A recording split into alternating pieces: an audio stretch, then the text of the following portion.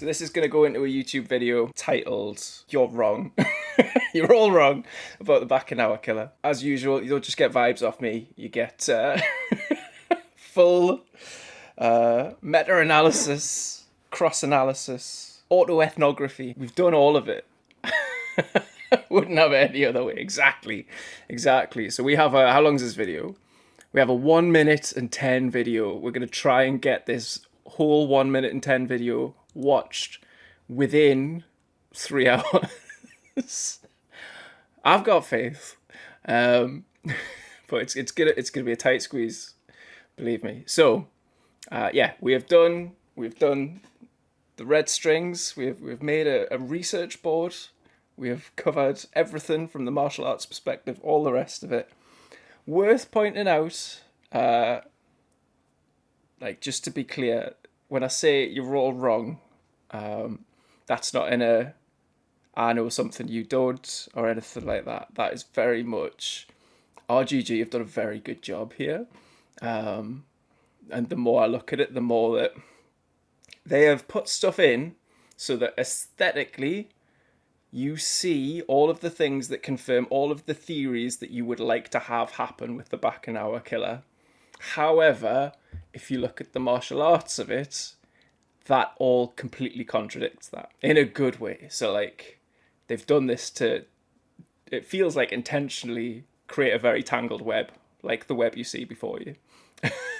And as part of that, there are these little things in there where if you know what you're looking for, it goes, yeah, that's not what this is about. This is not what this is about, basically.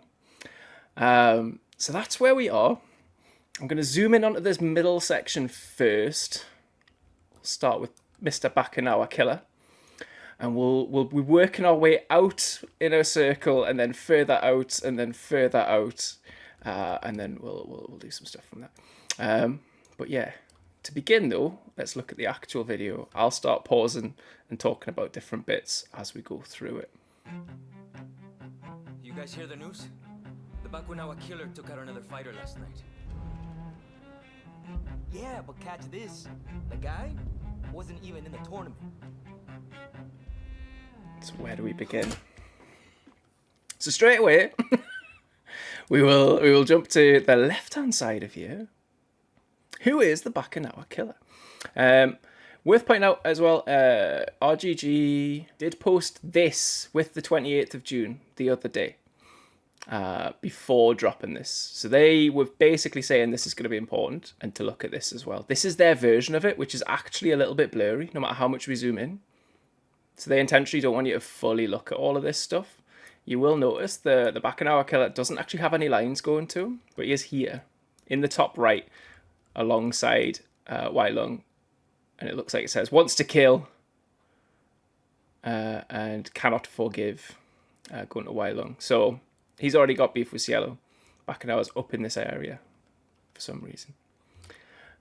Also notice Pai Chan's not on here anywhere as well, which is interesting. And the other things that we've just seen there, we've seen the mask, which is actually a real artifact. I've not seen many people talk about this, but the Bakunawa, for starters, I have seen people talk about this. The actual term Bakunawa is a Philippine dragon that in folklore ate the moon, and that's how eclipses happen. As well as other things, whenever anything bad happens with the weather or with astrology, it's Bakunawa's fault. And apparently in Filipino folklore, people when there's an eclipse, will run out and bang pots and pans and make loud noises to scare away the Bakunawa dragon, to leave the moon alone. And also in the Philippines, you will find these Bakunawa masks. Here is a more modern contemporary one. Here's a more traditional one. These often sit above, just above people's mantles and things like that these days. But these were a traditional artifact again, in sort of reverence to the Bakunawa. And you can see pretty fair retelling of it from the RGG team. The model that they've made is somewhere in between, I would say, a traditional and a more modern contemporary one. But yeah, clearly that's what they're going for. With that in mind, I still think there's a bit of a question mark over whether he's called the Bakunawa Killer because he has killed another legendary fighter called the Bakunawa, or because he is a legendary fighter strong enough to kill a dragon. It could be either, but one could be anybody that has killed a Filipino legend. The other one could mean an actual Filipino legendary fighter. And I think that's important because a lot of the signs here do point to not Filipino as we go through the video. But yeah, we'll have to figure that out. Other things that we've just seen there were lots of details. There's some military-esque boots, a brocaded jacket, hands behind the back, and this silhouette in particular in front of a sign that we've seen backwards a few times, but this is the first time we've seen this sign forwards. Again, not seeing anyone talk about that. But yeah, lots of styling that people have pointed out has certain elements on it. So we have a Phoenix element on it, which is consistent with a lot of other bad guys. But yeah, they have a lot of Chinese styling and then Filipino main sort of feature piece, which is, yeah, asks as many questions as it answers. But yeah, once again, I mentioned in the last video, people wearing this shade of green and a brocaded green or an embroidered green tends to mean this person is going to do something life-changing and terrible in a Virtual Fighter or Shenmue or even I think Yakuza setting. And then there's this turnaround moment as well with the, again, what looks like possibly a more Filipino traditional brocade. This doesn't look like a Chinese design that I've seen on other things. So I do wonder if that is a more island pattern than the other bits. But yeah, aside from that, that's his styling. Does allude to someone possibly with a military background or someone that's in quite a senior position in an underground organization or something like that. I think they have intentionally dropped a lot of hints in a lot of directions here, so that if you are like, oh, I thought it was going to be Landy, there's loads of things in here where you're going to go, yeah, that's Landy. And if you think it's Lei Fei, loads of things in here make it look like Lei Fei. If you think that it's Lao, there's loads of things in here that make it look like Lao. They've done a really good job. But let's say in the language of the fighting, in the martial arts, it tells a different story. And I think they've done that deliberately. And I think it implies that they really like martial arts, which is really cool, obviously. And I think they've also dropped these seeds for those people who are also into that kind of thing as well. Because they've not hidden anything. It's just that, like I say, they know how we think, right? They know that we look at this stuff, we look at it, we look for likes. We post still pictures quite often on Twitter and places like that,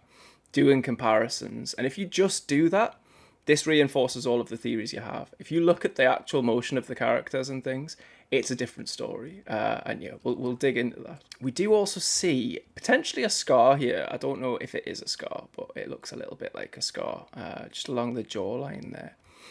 Might just be a texture or a shadow or something. But yeah, if you wear a mask, you might have a scarred face. That might be a reason to wear a mask. Is that guy? Why were you chasing him the other day? So another thing I haven't seen anyone call out is that we know who this person is. So as much as we don't know who the Bakunawa Killer is, we know it's not this person. He's saying, why are you chasing him? But also we know who this person is because this person is on the sheet that Crossroads told us was going to be very important today. And it is Wai Lung. He was in the top right corner. There might be a lot of gang tattoos that people have. So there might be other people who have forehead tattoos and things. But this person in particular has one under the eye, that marking over the chest, that marking on the forehead. This is Wai Lung. And yeah, like I say, wants to kill Cielo and cannot forgive Cielo. So he's got his own thing going on with Cielo. But here he's very much portrayed as like a secondary character that's just leading up to the Bakunawa Killer.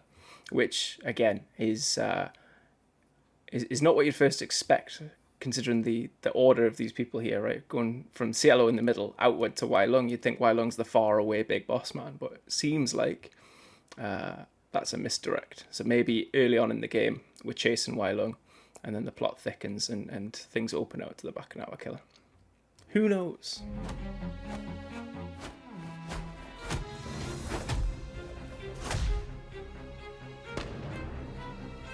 So, we're already getting hints at the martial arts style here, and it starts very early on. So notice Pai-chan, Mizongi practitioner, is guarding. I'm going to struggle here because of my, my shoulder issues and everything. I have to remember to use my left arm as much as possible. But is deflecting with an inside open palm. But he's also deflecting with open palms. There's been a lot of focus on some of the other shofa is the name, hand techniques. There's been a lot of focus on the different hand shapes that he makes in here. No one seems to have pointed out. But he's doing open palm deflections. The Bakunawa killer and Pai facing off. The initial deflects are this. Potentially, also known as Mizongi. That's important because a few people also would know Mizongi. But yeah, if we look at the different hand shapes, which I've grouped into a section here, specifically for shofa, you can see that those open hand styles going on. But yeah, if he knows Mizongi, that also alludes to certain things. Obviously, Pai was taught Mizongi by Lao. But there, it's more of possibly a tiger claw sort of hand. We'll see that more in a little bit.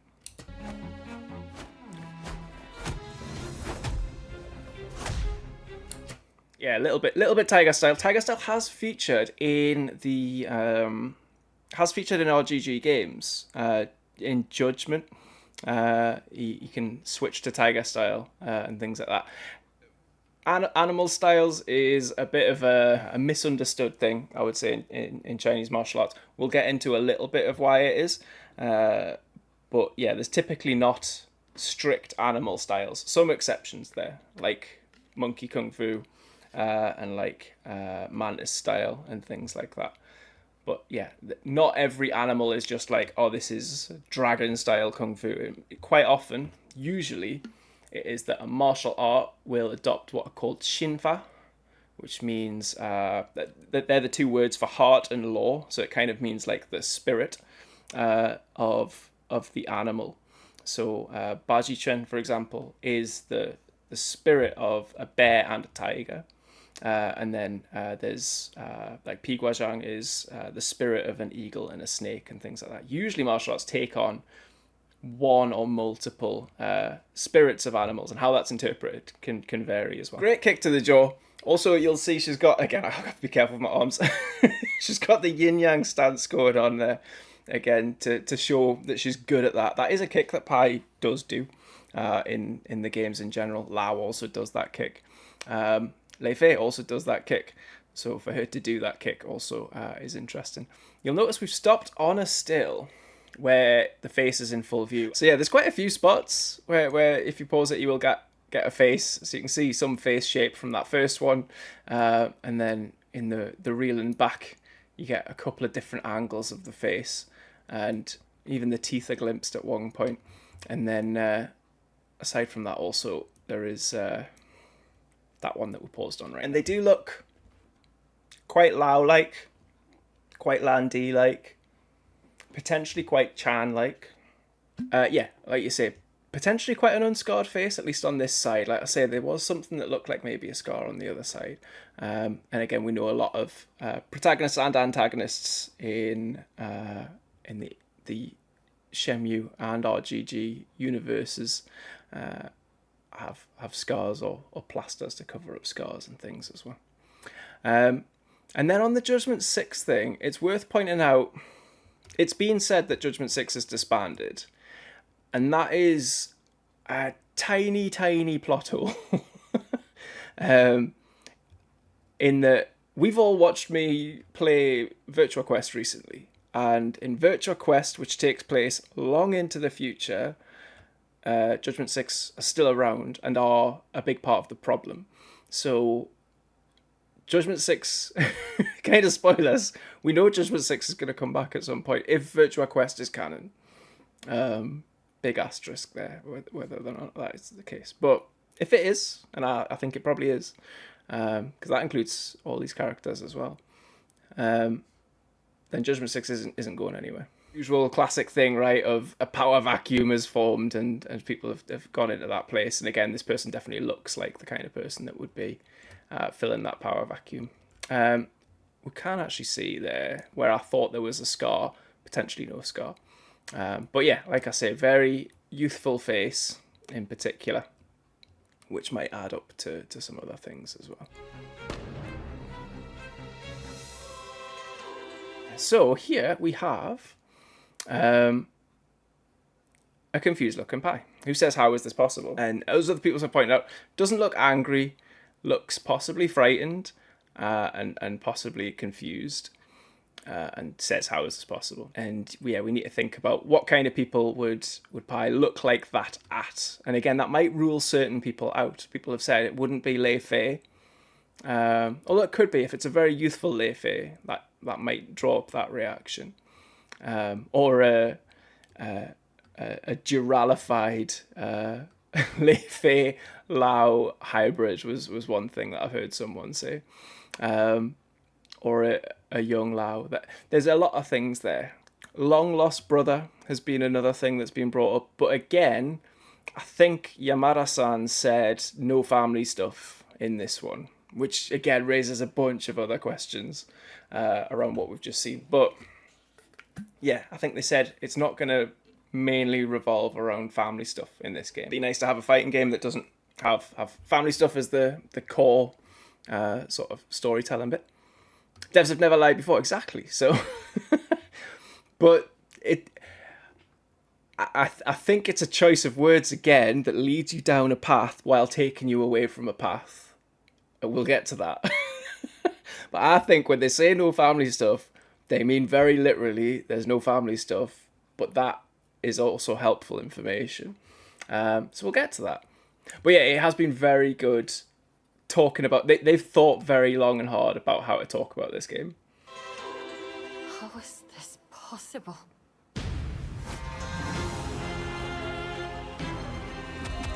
Right. We can't go too far. We're going seconds by second here. We're at 36 seconds. That's pretty good for me. But a few things. Firstly, that stance there. Pop quiz, do we know what martial art that stance comes from? But the hands in particular, this pushing outwards, which is, they call it like double resistance, I think, is the translation. But you are pushing and pulling at the same time. So I don't know if it's capturing on camera, but you know, if you try to tense both the outward going and inward muscles at the same time, like your hand kind of shakes. And it's this thing where they exercise by pushing like this. And it's mostly seen in Hungar. And certain forms like the iron wire forms are very well known. Yeah, iron wire as shown in 36 Chambers of Shaolin, which has clearly been used for Feng Wei inspiration and things like that in the past as well. So worth pointing out, Hungar does feature in Shaolin martial arts. Now you can see some of those tension things going on with his hands. And again, some of these hand positions that we're seeing, also things that we see with Lei Fei. But yeah, there's that one of those hand postures with the finger out. I'm not sure what the actual significance of the finger being out is, but this double tensioning, and we'll show more of this double tension in a little bit. But yeah, Hungar, Southern Chinese martial art. We'll talk more about Southern Chinese martial arts very soon. But clearly, something they wanted us to see.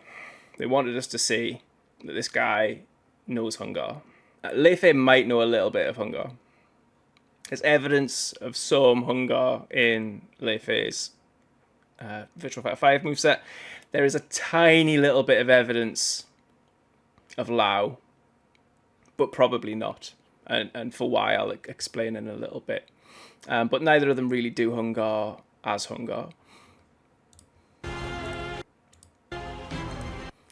And then the next one is this hand position. And you don't see this hand position much in fighting games at all. There are a couple of fighting games where you will see it. If you want a clue, it is in Tekken. It is in Shenmue 3. It's in Dead or Alive. But is referenced again in the Kenji mangas, which you know I love to talk about. But this is a hand position often called either a dragon claw.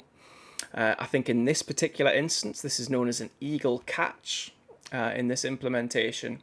And it's also sometimes called a tanjang or tansao, which means scouting palm as well. It's a very versatile palm. Genfu, exactly right. Well done. So well caught. There's some great scenes. I remember as early as Dead or Alive 2, there are cut scenes of Genfu walking with his hands in the eagle catch shape. And again, so Genfu and his equivalent in Tekken, who I've forgotten the name of right now. But yeah, it's been an old man style quite often. But yeah, the style that they all do is a Xingyi Liu Chen, which is the 6 principles or 6-pointed spear fist. So it is a bodyguard style similar to Baji Chen, where it was designed for people who are protecting other people. And it's also a style, much like Baji Chen, that's based off of spear principles that has been broken down into open hand principles.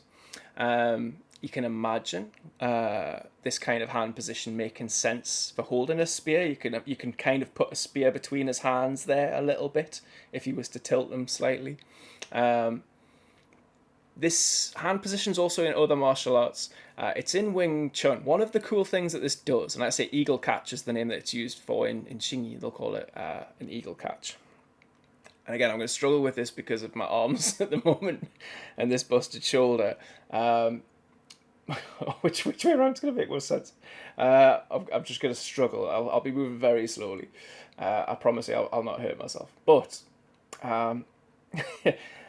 if you're to grab someone by the jacket or something like that, great, you've grabbed them. Bad news is they've still got 2 hands completely free to be drawn on. This really needs to be real hands. But yeah, good news, you grabbed someone by the jacket. Bad news, they've got 2 hands free. You've lost a hand to grabbing someone. And similarly, if you were to grab someone's wrist, great, you've grabbed their wrist. They still kind of have their hand free to do what they want with it. And as long as you stay holding on to them, they can now actually drag you around as much as you can drag them around, right? Unless you've got some mechanical advantage there or a strength advantage. Great, you've grabbed them, but it's cost you a hand. The difference with this Tansao and Eagle Catch is that it's sort of a gravity grab where you pull down and drop like that. And this means a few things. It means you're not fully committed. You're committed with these 2 fingers. The rest of the hand is here and can control and can feel, which is that tan part, that scouting part. But, for example, if you were to grab them and pull, they might do what you want them to do. If they want to break out of it, if they want to grab your hand, just by moving their hand, they actually can push your hand away. Because you're not fully grabbed on, just the movement of their hand to get your hand pushes your hand away and gives you time. If you've got good sensitivity and you can feel it, you can now pull your hand away from their hand as they try to grab you. So you've got control there. Another thing, if you were pulling on their hand and they pulled back and you didn't want to lose that interaction, because you're only committed by these 2 fingers, all you have to do is extend your hand slightly, open your hand up, their hand escapes. And similarly, if you're pulling them down and they actually go, I'm going to take advantage of that and use their body weight against them, and as they pull, I'm going to push so that I can throw them off balance. If they push, again, it just slips right through. So the eagle catch grasp is actually a really good position for non-committal, sensitive grappling. And that's why it's very popular in Wing Chun, where hand fighting is really important. Is you can actually grab but not fully commit. It works in all martial. This is the thing. This is quite a mature hand position, and I think that's why they've chosen it here, right? Is to show a very mature martial artist. He's not someone who's going to grab, and you can see there Cielo's got his fists in a very. He's ready to punch. He is committed to a hand position, whereas the Tansao is I'm going to figure you out position first, basically. But here I do think it is implying Xingyi Chen. His stance is actually really ambiguous. It's almost too ambiguous. He doesn't seem to be standing in any particular kung fu stance. So we've talked about the shofa, which is hands. We will also be paying a lot of attention to bufa, which is your foot position. Well-traveled journeyman stance. This is someone who's been grabbed or has grabbed people and then has felt he's grabbed people and felt the side effects, what the downside is of grabbing someone. He's grabbed someone by the jacket and they've headbutted him, or he's grabbed them by the arm and they've used that to actually drag him around. So he's learned over lots of fights this semi-committal hand position is very advantageous. And like I say, Shingi uses it a lot in these downwards. They call it a hupu, a tiger's pounce. Although it's a tiger with the spirit of an eagle. It's very... Shingi-Chen has 10 animals. When I was talking about Shinfa before, they have 10 animals, including the tiger and the swallow, interestingly. When we're talking about the tiger swallow fists and things later on, it does include tiger and swallow in its 10 animal forms, or 10 animal styles. But the leg position almost feels amateur here, right? Like, you could possibly call this a silyobu, which is a 60-40 stance. Like, he's possibly got 60% of his body weight on the back foot, which is perpendicular to his body, and then his front foot is possibly 40% body weight and at a 45-degree angle. And in some more contemporary, modern-ish martial arts, contemporary but traditional martial arts, let's say, that would be a silyobu, a 60-40 stance. But yeah, he's not in his Mabu horse stance, he's not in a bow stance, he's not in an aggressively looking kung fu stance, he's not got his heel raised up or anything like that. I'm not too versed on Shingi-Chen. One of the other importance here with Shingi-Chen, though, is that in the Kenji manga, which, like I say, a lot of Virtua Fighter source material comes from, Shingi-Chen is the anti-martial art. That is the opposite martial art to Baji-Chen. So while Kenji's learning Baji, his enemy in that manga is learning Shingi-Chen in order to take him on. But no, in the Kenji manga, Shingi-Chen is the martial art that is the opposite of Baji-Chen. Another martial artist character in fighting games that uses this is Gato from the SNK series in general, let's just say, because he's in a bunch of things. But Gato is a combination of Baji-Chen and Shingi-Chen, which makes him basically perfect, right? He's got these two opposite styles all in himself. So, yeah, seeing Shingi-Chen here does make him an opposite Akira as well, which is quite important, I think, as much as we've not seen a lot of Akira yet. Cielo clearly respects Akira. The perfect sword, exactly, right? It's very cool that they've done that. But yeah, the foot position here, I wouldn't say is a Shingi foot position. If we go back to here, so if we take a look at some of... Where is it? Is it still in the shofar? It is. There we go. So here we go. We've got Genfu. Wang Jinrei is the Tekken one, yes. And then, yeah, in Shenmue 3, we've got this chap who you do have to identify him by memorizing 5 of the animal styles that he uses. And I believe they refer to this as leopard in that, but this isn't leopard. This is a combination, like I say, of bear and eagle. Which also kind of matches with Genfu, I think. But yeah, that foot position in general doesn't really match what they're doing there, right? You can see slightly different commitment. One of them's committing quite far forward, which is very common in Shingi Liu-Chen, is that you're sort of slamming down forwards. And then here you can see he's got his heel turned up instead. You can see that foot upturned there, which is not the same as what he's doing. A close equivalent we've got down here, slight spoilers to when we start breaking down Lei Fei, is Lei Fei does a little bit of a 60-40 stance. You can see here he's got most of his weight on the back foot, but he's still got some on the front. When he's barefoot in this stance, his heel is actually lifted off the ground. So again, it's not flat foot. So again, I don't think this is a normal Lei Fei stance. Lei Fei has a lot of stances. This is not one of them. So I do wonder... It seems very intentional that they've chose this guy to stand like this, and it's extremely neutral. It tells us no story whatsoever. And again, I don't know if it's shading or what, but it looks like there's some lines on his face there as well, which we didn't see when his mask slipped off. So this is good fun. He does...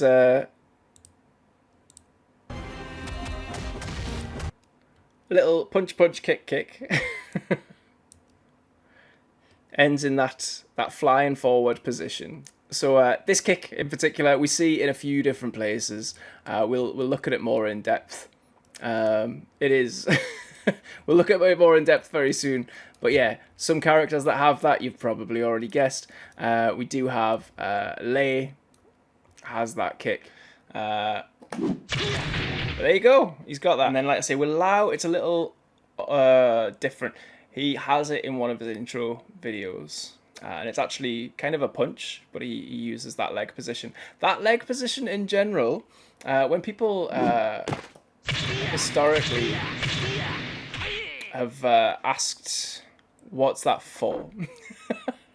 So when you look at martial arts, you go, these moves have to be grounded, and nothing should be that high up. When they asked, sort of, why does karate, why does taekwondo, why do other martial arts have this like really high kick like this?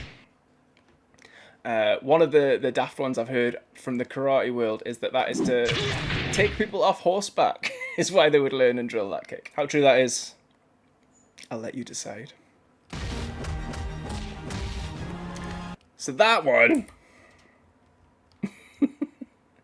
straight away after that. Really have deliberately leveraged Lei Fei's hunting of Lao to have them appear to easily be the same person in this kind of scenario, only to potentially have it be neither. Yeah, like I say, I think there's some good stuff here that we'll get to. Is it worth starting now? It might be worth starting. So when we're looking at this gameplay, something to watch out for, and this is that point that I was making of RGG are extremely clever, and they know what they're doing here, is the martial arts tell a different story to the aesthetics. And what I mean by that is we have to take a look at the difference between northern and southern kung fu, and take a proper hard look at it and give it a proper think. And it helps with a lot of what we're talking about when it comes to who could this be behind this mask. If we go up to the top here, here you'll see all of the characters that I do think it might be at the top. We'll get to them in a bit. But some of the martial arts that we're going to be looking at today, if I move that over a little bit, Landy mentioned he will be. But yeah, if we take a look at some of these martial arts, so I've already mentioned Xingyi Liu Chen, those hand shapes that he had. That originates from mostly Henan province, but also there are elements of it from other places, including Hebei. Hebei is where Bajichun originates from, as well as a lot of other things. Henan is one of the early cradles of Chinese martial arts, and then Hebei is also considered the birthplace of sort of fighting in general when it comes to China. Mizongi, which we've talked about a little bit there, Pai Chan's style, originates from, again, Henan province mostly, although the person who invented it was residing in Shanghai. So you could say one of those two places, but the martial arts that he derived a lot of his stuff from all came from Henan. And then Northern Shaolin Chen, so Lei Fei's martial arts, come from Henan province, again, and particularly at the Northern Shaolin Temple. There is a Northern and a Southern Shaolin Temple. There is a lot of debate about the legitimacy of the two of them, which ones are the main ones, and things like that. Important to point out, a lot of modern stuff says that Lei Fei does Shaolin Kung Fu. He does Northern Shaolin Kung Fu. And then if we look at the other ones here, Southern Shaolin Kung Fu, which we are going to see versions of in the Bakunawa Killer. Hung Gar, which we've already talked about in the Bakunawa Killer, and then Wing Chun that we're going to see a little bit of in the Bakunawa Killer. Southern Shaolin Chen comes from Fujian province, where the Southern Shaolin Monastery is. Hung Gar also comes from Fujian and found its way into the Southern Shaolin Monastery. And then Wing Chun, a lot of debate over where Wing Chun comes from. There are some inspirations from Fujian province. There are it was very heavily refined at the very least, in Guangdong province. Although, again, there's a lot of arguments that it may have came from Guangdong province. And then probably one of the most controversial opinions. Again, if there's any Wing Chun people that see this video, all of them will have their own stories and go, well, I was told it was this. But one of the ones that you don't hear a lot about is that it's from Yunnan province. And that's a story that the founder of Wing Chun was a woman she was high up in the Chinese aristocracy and political world, ran away because she didn't want to be forced to be married, found herself in a farming village in Yunnan province where she was possibly taught by a matriarchal community there that raised sheep. So that's a community ran by women where to this day, I believe women have all of the rights over their family and children, no matter the state of their marriages and things like that. They have full control over all of that kind of stuff, and they make all the big decisions in the village and things like that. But being a woman-only, or a woman-centric farm village, surrounded by male ones, obviously they had to learn how to protect themselves and things like that. So they developed a martial art in order to defend themselves. And it makes a lot of sense when you look at the stances in Wing Chun and things like that. Like the E.G. Kim Young Ma stance, which is very similar to the stance that you would take when you're actually shearing a sheep and things. But yeah, it's there's a lot of evidence that might be the birthplace of Wing Chun as well. And I like that story. I think that's a good one. So Wing Chun's from down there as well. This is all very important because Northern Kung Fu and Southern Kung Fu are notably very different. The important difference between Northern and Southern Kung Fu, the saying in the Kung Fu world is Southern fists and Northern legs. Is the easy way to remember the difference between the two, which is to say that Southern martial arts are normally quite punch heavy, and Northern martial arts are quite stance focused. Which again, we just mentioned there, that guy had a lot going on with his hands, not a lot going on with his feet. Other significant differences are generally that Shinfa that we were talking about, the animal spirit of the martial arts. A lot of Northern martial arts take that in quite an abstract way. So a lot of Northern martial arts, you are grappling someone with the spirit of the bear. So if a bear was to be grabbing a salmon, how would they grab a salmon knowing that their life depended on it and their next meal and how hungry they were going to be for the next few days might depend on it? They're not mimicking the shape and behavior of a bear. They are mimicking the spirit and attitude of a bear, if that makes sense. They're tiger pouncers. They don't growl. They don't hunch over or anything like that, you know? Whereas Southern martial arts are a bit more contemporary, a bit more... They look at the actual biomechanics of animals and go, that's very effective for that animal, therefore I'm going to embody that. A really good description by the Monkey Steals Peach guy. He talks about the difference between Northern praying mantis and Southern praying mantis, which is that same thing of Northern praying mantis is the idea of how does a mantis devour a cicada? How does it hold on to it and break this thing down without ever letting go of it? And that is the spirit of, if you're fighting against Leon Rafale, you know that feeling of he's got a hold of you and he's not letting go, right? That is Northern praying mantis. Whereas Southern praying mantis, they take the shape of a mantis and they bounce around like a mantis and things like that. And it's very, very different. So one thing is that you'll see that difference in animal style and how literally that's taken between the two styles. But the other thing, like I say, is the importance of stance in Northern and how stance is deployed in Northern is extremely different to Southern. Two reasons for this. In Southern Kung Fu, quite often, as you can see, the coastline is mostly along the south and has a lot of islands nearby and things like that. Piracy existed along the south coast quite a lot. So there is theories that there was a lot of fighting on boats, and obviously there's a lot of city build-up on that southern coast as well. So you're fighting in more cramped spaces, again, when you think about Hong Kong and high-rise towers and people living on boats and things like that.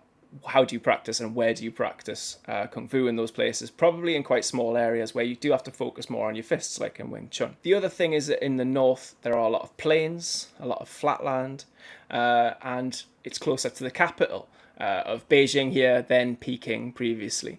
So you were quite often having to do more military purpose stuff up in the north as well. You're probably fighting on behalf of the government or sometimes against the government. And then the second reason that differs between the two styles is that in southern you will move your feet, plant your feet, and then punch. Again, if you think you're on a boat or something like that, you have to prioritize making sure you're upright and stable and then strike.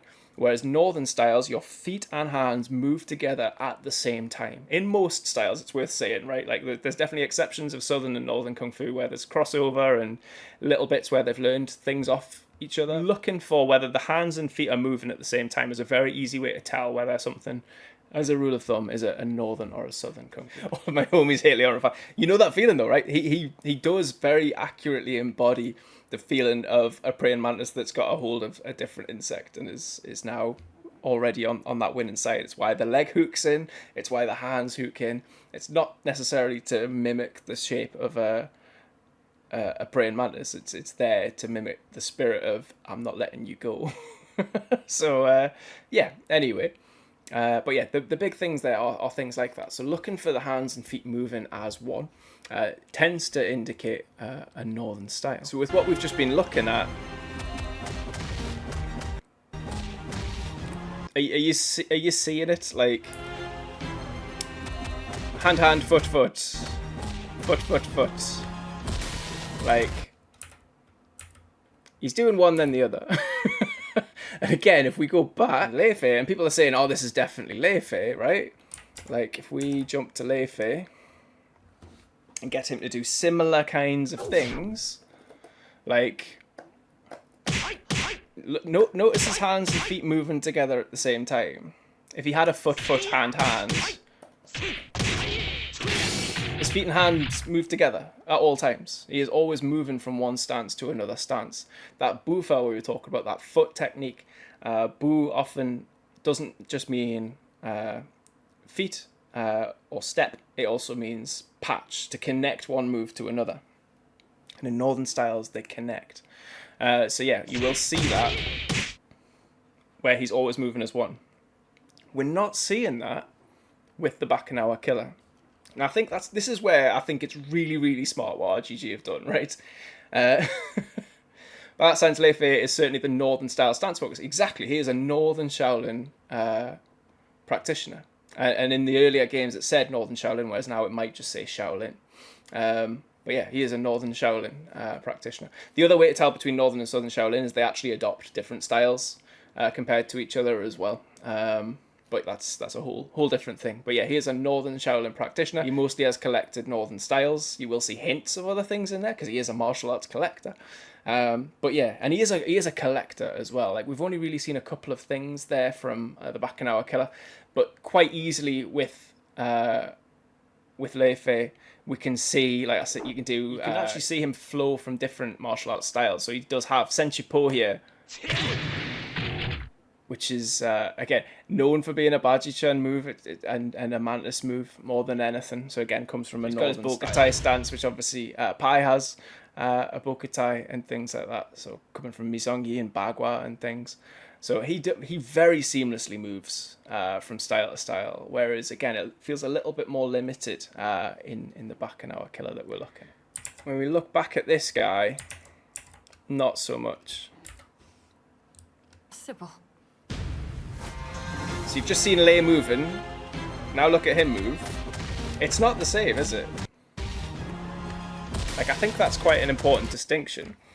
But this is what I mean, is RGG is making things aesthetically the same, but the fundamentals aren't the same at all, you know?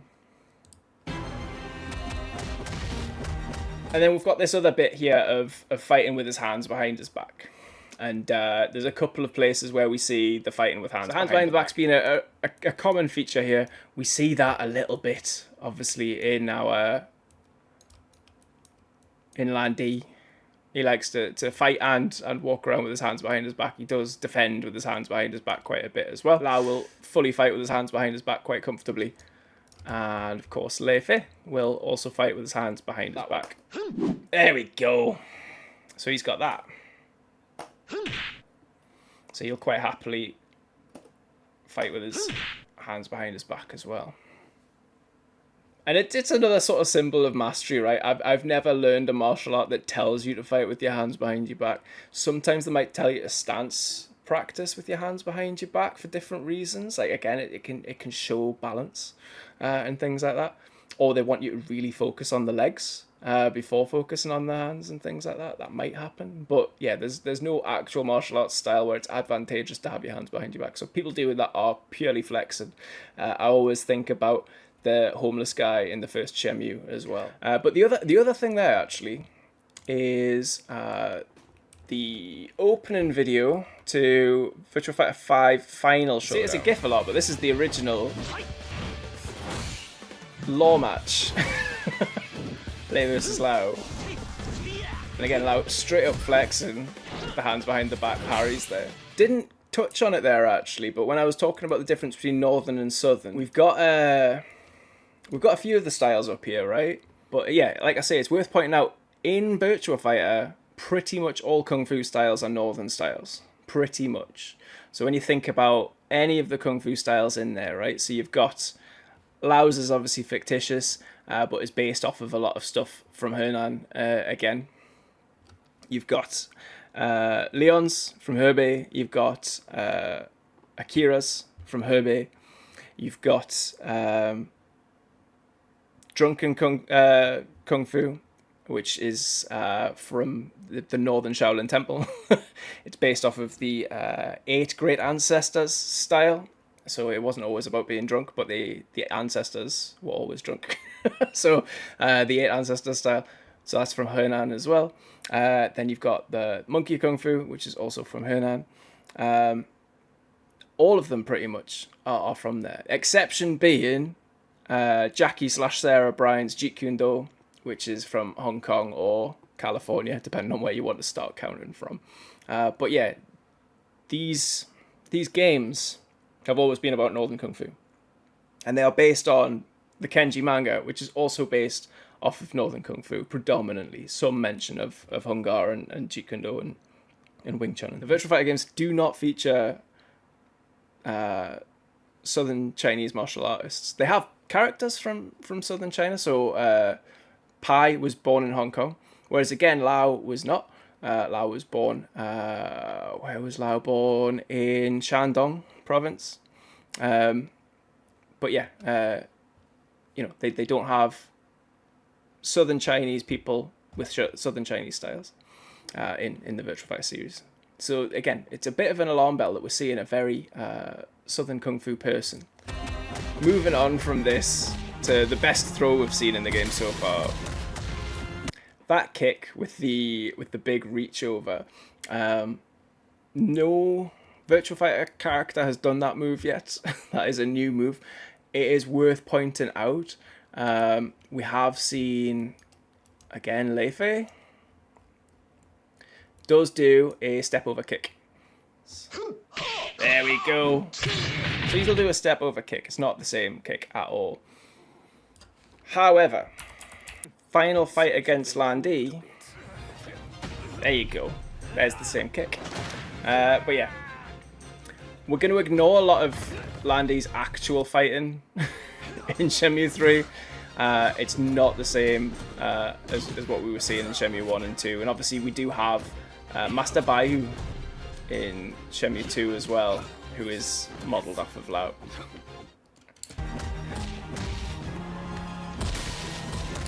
Next up, we have that triple kick there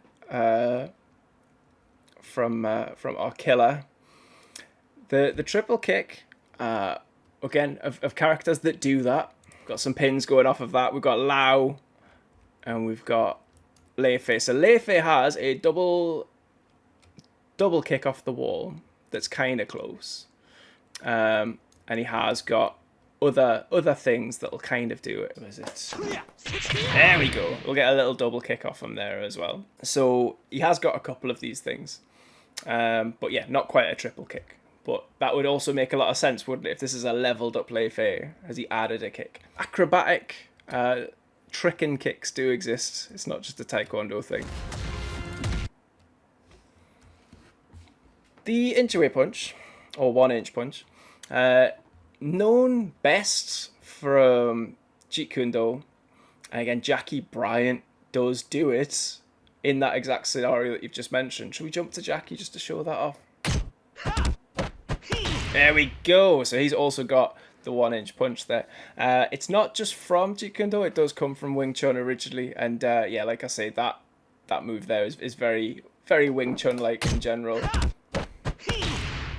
And that it's kind of doing the sort of Pak Sao and all of that kind of stuff. Chi Sao movements as part of it as well. All Southern styles again, right? So we're seeing Hungar, which is a Southern style. We're seeing a lot of moves that connect in Southern style ways. And then we're seeing a very clear 1-inch punch, which again come from Southern styles, where you move your hands, not necessarily while moving your feet, right? That's one of the most obvious examples of that. That one I find interesting. It's like a neck break throw with a butterfly kick. And again, when I think of butterfly kicks, I do initially think of Southern Kung Fu styles. A lot of Southern Kung Fu styles have butterfly kicks in their moveset. A lot of Shaolin styles have butterfly kicks in their moveset. They're very showy.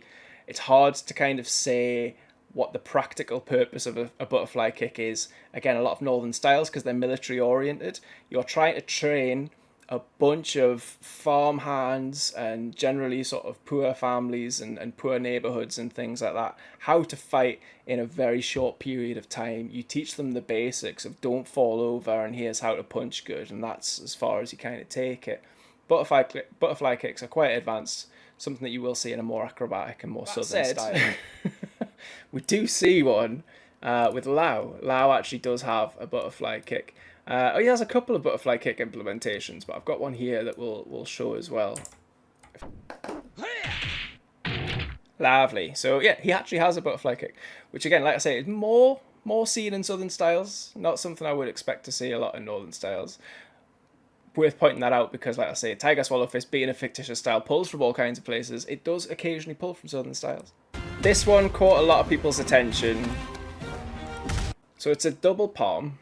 This is seen by, again, if we go to Shenmue 1 intro. Like a warrior. Big moment.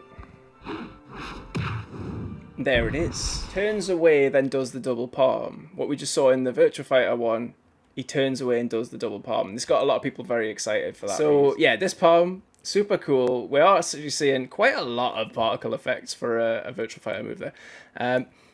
This has a couple of bits of significance. Like we say, that is going to be the Lan Di move.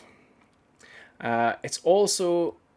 Didn't Lau always have that move on ahead of game? You are ahead of the game. We'll get to it. But the reason that this is in the Virtua Fighters in the first place, because yeah, other characters do have these double palms, is again, it's based off of the Kenji manga and something called Teishajang, or Tieshajang. Tieshajang means iron sand palm.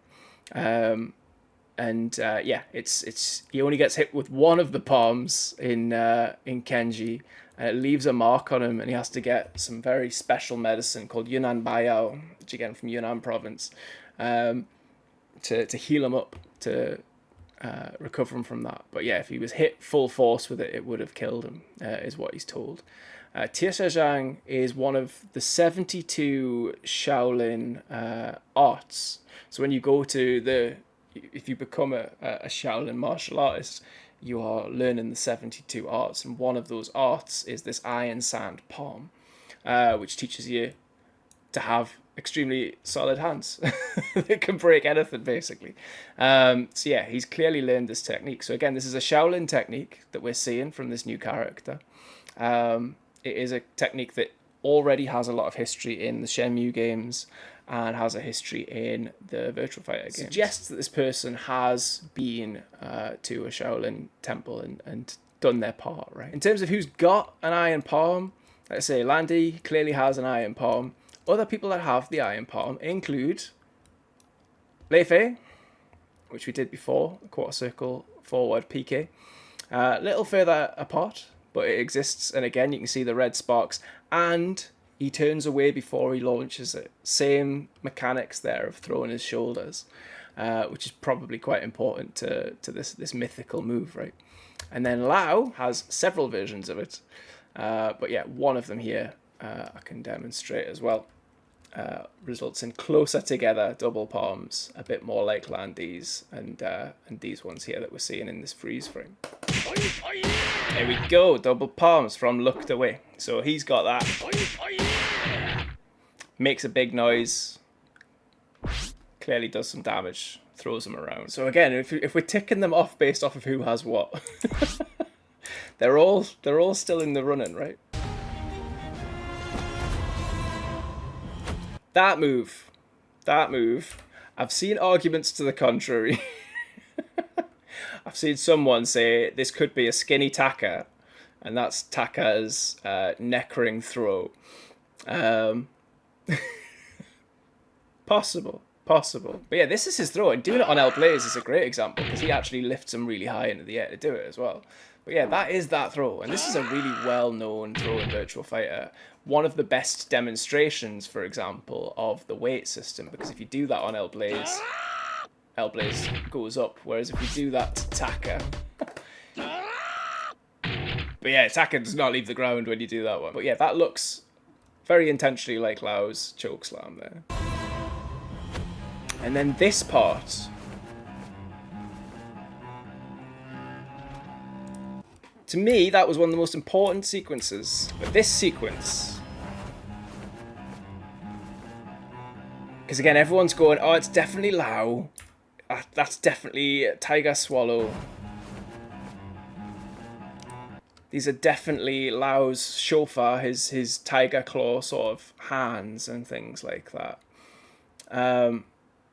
This entire sequence is not a Tiger Swallow style. This is the Tiger Crane style of Hung Gar. This is Chiu Chi Ling, who you might know from a lot of martial arts movies and things like that. Quite a legend. Normal speed, here we go. He should do the full sequence. You'll see the iron wire palms.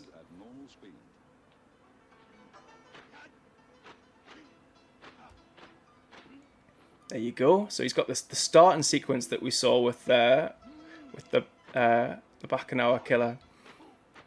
And then here you'll start to see some of these tiger claw movements as he goes into bow stance and he starts to do them single-handed. There we go. And there's the stance. That's everything that we just saw in this sequence.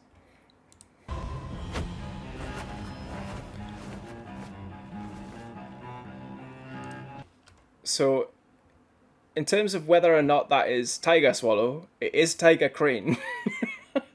But again, that means it's Hung Gar, which means it's a southern style again. So, and again, you could see a lot of hand movement without leg movement, right? Let's go back a tiny bit more. Hands, no legs. Hands, no legs. It's all clearly Hung Gar. They want you to know he's a Hung Gar fighter. It's been kind of crazy to see people jumping onto Twitter and going, this is Tiger Swallow, when that is Tiger Crane Hung Gar. So, yeah. Like I say, a lot of what's been captured aesthetically looks like Lao, looks like Lei Fei.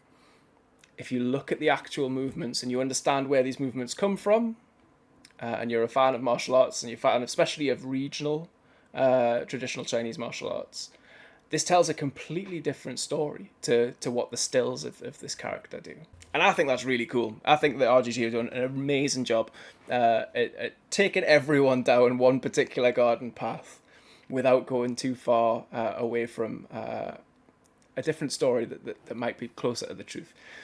When you bear in mind the fact that this is supposed to be an imaginary Southeast Asian island, which means it's most likely going to be near southern China, not near northern China. The use of Cantonese language in two of the trailers now. It's all very telling.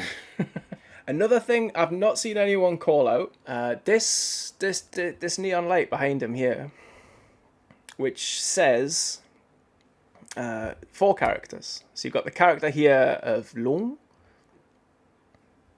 got the character here of Ho, the character here of Lo, and then the character here of Ge. And what that says is Dragon and Phoenix apartment building, essentially. The Dragon and Phoenix apartment building.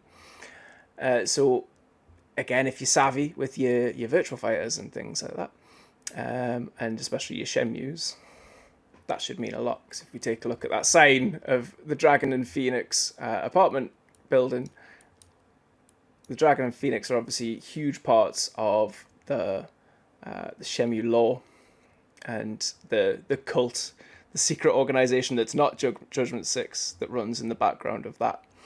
So again, very interesting to see those symbols appear. And if we watch the trailer here, the Phoenix flickers out. So he's called the Bakunawa Killer, which could mean the person who kills the dragon, but it could also mean the dragon who is a killer. Like I say, there's a little bit of ambiguity there. But here we see a dragon and a phoenix, Hanzo, lit up in the background, and then the phoenix snuffs out, which again tells me possibly that he's the dragon, which would be interesting, right? Where that's significant in the Shenmue series is the dragon and the phoenix are sort of keeping the world in balance, and there's a whole poem that is predicting the end of the world where the dragon and the phoenix go to war with each other. So someone saying Bakunawa means moon-eating dragon. It does indeed. So yeah, in Filipino culture. Whereas in Chinese, like I say, the Chinese sign there, and then the dragon and the phoenix here, it feels like, yeah, there's a couple of things going on. But yeah, if he is the moon-eating dragon himself, if he, the Bakunawa killer, is the dragon who is a killer in that context, it's possibly also saying that the dragon is going to snuff out the phoenix.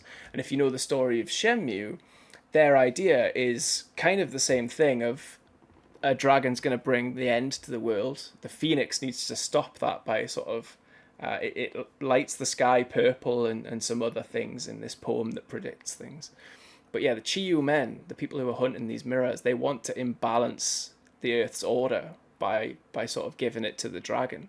And it feels like that's what's happening here, right? This moon-eating dragon has been awakened. They have dropped so many hints in so many directions that do reinforce all of this stuff.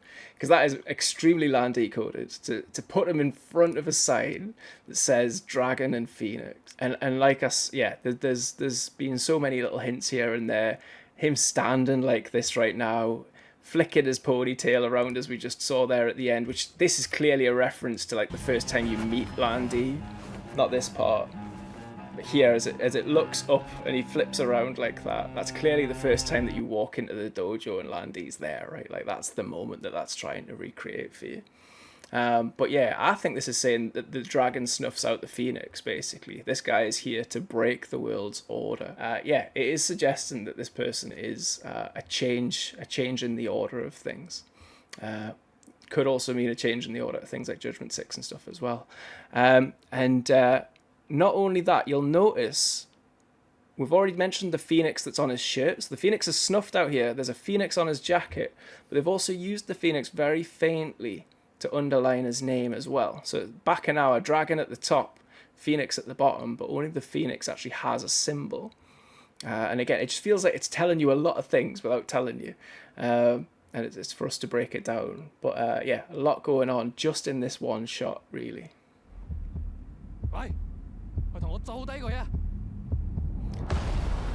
And then that last line there is in Cantonese. I think it's important that we know that this person is natively speaking Cantonese.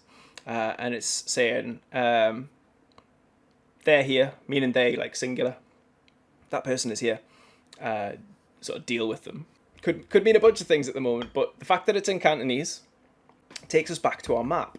And everyone that we've talked about so far, who it could be, Lao Chan from Shandong province, northern China. If we compare that to this map that we've got here, conveniently to the left, you can see, I'll zoom out a little bit so you can see that better. But yeah, if we compare maps and locations, it's not as straightforward as some people think. There's Mandarin and Cantonese. There's a lot of different languages. Some aren't even on this map. There is the Ho dialect in Taiwan. There's a lot of traditional Chinese that's on islands and things like that as well. But yeah, you can see from here though, Lao was born roughly above the N in Mandarin there, in the Mandarin speaking area. Pai, born in Hong Kong. Hong Kong on this map, very hard to see. But yeah, where it says Yue Cantonese and Hakka next to each other, it's kind of in there in Guangdong province, where yeah, they speak Cantonese. It's actually not a huge area that does speak Cantonese. But yeah, other characters we've mentioned, Lei Fei, again, Lei Fei, we don't necessarily know where Lei Fei is from. We know that Lei Fei has had a lot of commitment though to the Henan province area because of the Shaolin Temple and things like that. So again, if we're looking along here, that is roughly a little below the N and the D here. It's in this area here, but again, strongly in Mandarin speaking country. And then Lan Di, we don't fully know where Lan Di is from, but Lan Di is likely from Hebei province or nearby Hebei. We know this because of Shenmue 3 and obviously the story of going to Bailu village and things like that and learning his origin story a little bit of him in Mengsun. And Mengsun is in Kangzhou and Kangzhou is in Hebei. So around here again, bordering the Jinyu and Mandarin speaking area here. So again, Virtual Fighter characters that are Chinese predominantly speak Mandarin. It's logical and reasonable that Lao would probably speak both, and his daughter, obviously being born in Hong Kong, probably speaks Cantonese as well. So some in there, but not everyone so far. With all of that in mind, 2 hours 17 so far. With all of that in mind, and us being at the end of the trailer, we can now start to break down character by character, theory by theory, the pros and cons of each of them. Are you sitting comfortably? So, Lao, we've mentioned already. So Lao has a lot of what we've seen here from this character. We have seen the choke slam. We have seen the butterfly kick. We know he probably does speak Cantonese, but it's not his main language. We've seen the Tieshazhang double palm. And then we've also seen the tiger claws. He uses the tiger claws quite a lot, especially as you can see here when he goes into Koke stance. He's just naturally in that tiger claw posture. But he also does use it in wind poses and things. And there's a very close example to that palm here in the actual zoom in when it looks at that tiger crane form that the Bakunawa killer is doing. So Lao, pretty reasonable. Things that go against Lao, obviously, his age. He would be very, very old. He's been struggling as it is. We know he's been coughing up blood in Virtual Fighter 5 quite frequently. And that he's got a bit of a death sentence on, right? He's struggling to find things to keep him alive. That's kind of part of his quest at the moment. If it is a clone or a Durald version and things like that, the only doubt there is that right now we believe Judgment 6 have been dissolved. So who would be doing that? Who has that technology and all of the rest of it? I think that is a big pointer against it. When it comes to Lei Fei, we've seen a Lei Fei with that haircut. It is worth pointing out, I think that this is possibly looking too deeply into it. But when you look at the zoomed in shots close up, there doesn't seem to be any damage to the top of his hairline. In Virtual Fighter 5, as much as in Virtual Fighter 4 there is a long-haired version of Lei Fei, in Virtual Fighter 5 he very clearly has these jieba. Jieba is not illegal, but a very frowned-on practice now in the Shaolin temples, which used to essentially burn like those incense cones or an equivalent of them on the top of your head until they burned all the way to the bottom and scarred you. And it was obviously a showing of commitment and things like that. There's different numbers of dots. You can see in the bottom right one there, that guy's getting 12 done. Sometimes you'll get 2 parallel lines instead of 3 and things. But yeah, it's quite a barbaric and it's deemed as a before times kind of thing now. People don't really do it, and it is frowned upon, I would say. But him having that kind of suggests that he's in a bit of a secret organization and things already. We know he is in a degree of a secret organization that collects martial arts. Again, that kind of fits the new character. But yeah, the fact that we don't see those dots on the new character makes me doubtful of that. He does have the double palm. He does have trick-in kicks. He does have low kicks with his hands behind his back. He does have that jumping, flying phoenix kick.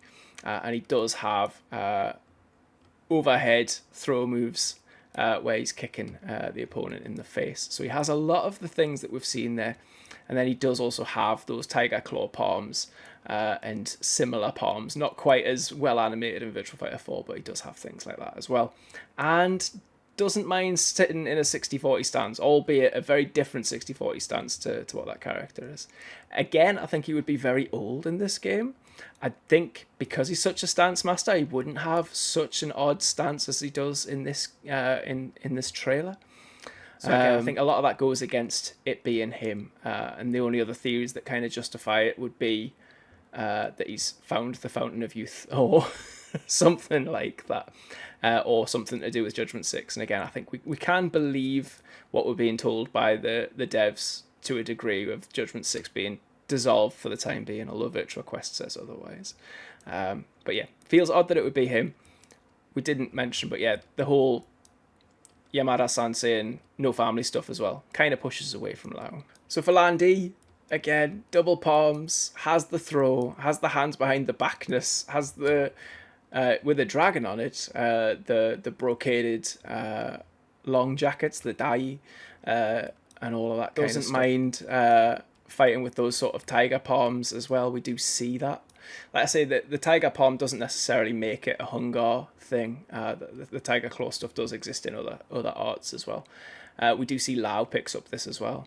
Not really talked about it, but Lau and Pai's move lists do develop a lot, going from 3 to 4 and from 4 to 5.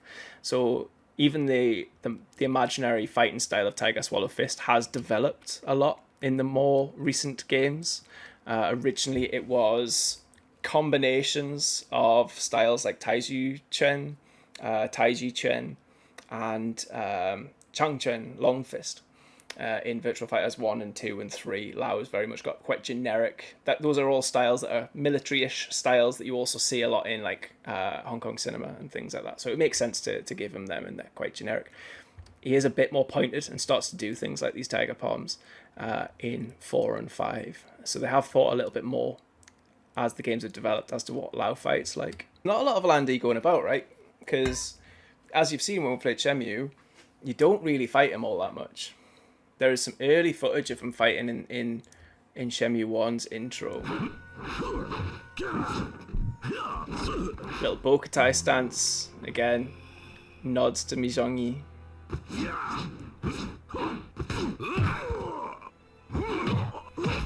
The K plus G. But in terms of fighting style, that's all we've really seen of him. Oh, I'm back. Sorry. That's all we've seen of him, bar this tiger claw here, which does fit the new character. Can it be Landy? He would be ancient. These games take place in the 80s, so he would be potentially as old as, if not older than Lau. Like you say, there's the Yu Suzuki question of would he be allowed? Who knows? But no, quite unlikely. And again, like I've shown there, I'm not seeing a lot of convincing evidence of Tiger Swallow Fist. I think that's important for him and for Lau. And for Lei Fei, to a degree. What I like to think has happened, and this allows me to talk about my favourite movie ever, The Grandmaster. But yeah, the Eastern and Western ones, they tell different stories, but they're roughly based off of real martial arts grandmasters in the world. So Ip Man, who you'll have heard of, very, very big for proliferating Wing Chun and for training Bruce Lee, are the two things that he's very well known for. There's and he's just called Ip Man in the movie as well. There's then a character in this called Gong Yu Chen, who's based off of Gong Bao Chen, who again very well known for proliferating Baguazhang around China and for unifying Baguazhang. And then you've also got a character in there known as the Razor, and the Razor's based off of Liu Yunqiao, and Liu Yunqiao founded the Wutan Martial Arts Preservation Society, which in turn went on to teach a guy called Chen Changlin, who taught Vincent May, who ran the school that taught me Baji Chun. So I'm in the lineage of this movie, which is very important. But no, very importantly, it's based around the lives of three very famous grandmasters of very famous styles: Baji Chun, Baguazhang, and Wing Chun. Two northern styles, one southern style. And it's a lot about the bonding of the northern and southern martial arts. But if we play it for a second, there's a couple of characters in this who aren't based off of real characters. But yeah, there you can see Ip Man, based off of real life Ip Man.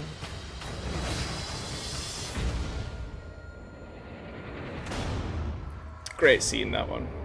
Again, the hat and everything, I've mentioned in the past, a lot of his styling here is Akira's styling in the new Virtua Fighter, and that really shouldn't be overlooked either, because this is again the sign of a master who has achieved mastery. But yeah, so this is Gong E, a fictitious character who is based off of, well, who in here is the daughter of Gong Yu Chen, the Bagua master. And the story in this is that he raises her and teaches her his styles and things like that.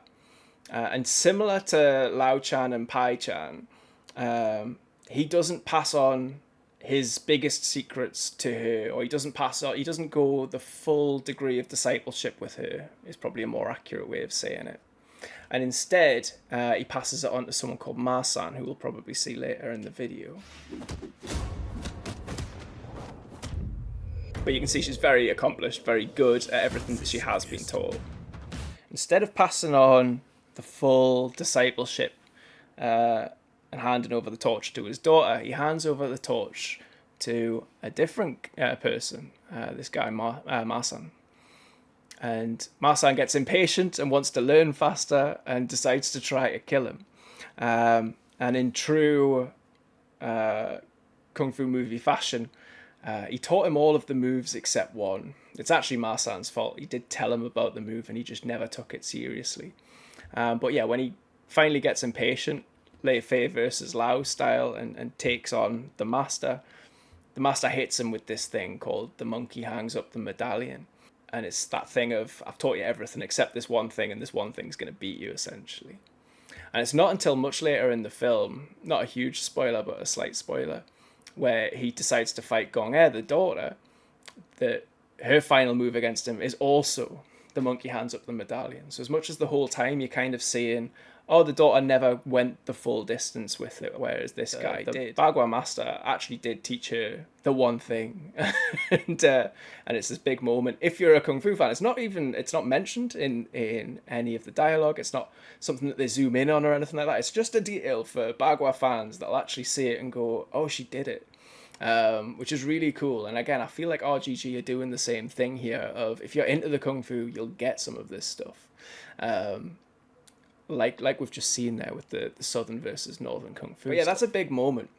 And I do wonder if we're going in a similar direction here of Lao couldn't pass it on to Pai because Lao and Pai weren't getting on anyway, for the most part. But I wonder if we're going to see a similar story with RGG here. And I think that everything we've just seen kind of alludes to it to a degree of Lao passed it on to someone else, whether that's Lei Fei or someone else can be debated. That person's going to cause a problem.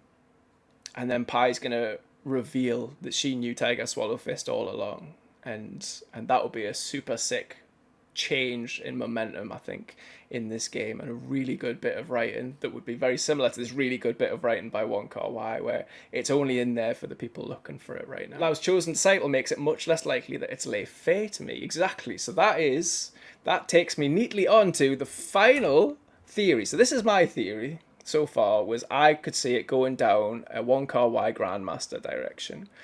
One person today, I've only seen one person say this theory. It's the only theory that right now I wouldn't say you're all wrong about.